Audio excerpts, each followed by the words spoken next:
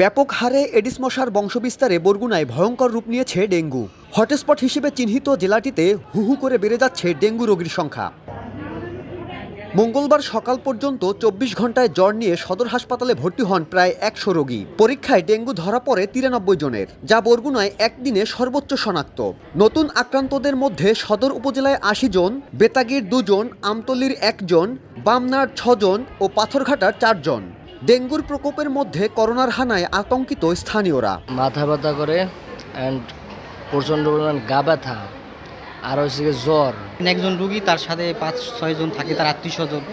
এটা দিয়ে আরও বেশি পরিস্থিতিতে বেশি ঘোলাটে হয়। মানুষের ভিতরে এখন কিন্তু একটা আতঙ্ক তৈরি হয়ে গেছে। এমনিতেই দেশে করোনার খুব সংক্রমণ ঝুঁকি বাড়ছে, কিন্তু এখানে কারো মুখে মাস্ক নাই। পরিস্থিতি নিয়ন্ত্রণে মশক নিধন কার্যক্রম জোরদার করার বিকল্প দেখছেন না চিকিৎসকরা। মশক নিধন কার্যক্রমও চলছে, রোগীর সংখ্যাও বাড়ছে।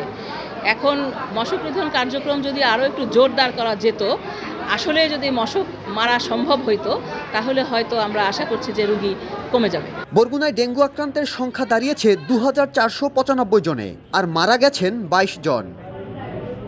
সাইফুল মিরাজ, সময় সংবাদ, বরগুনা।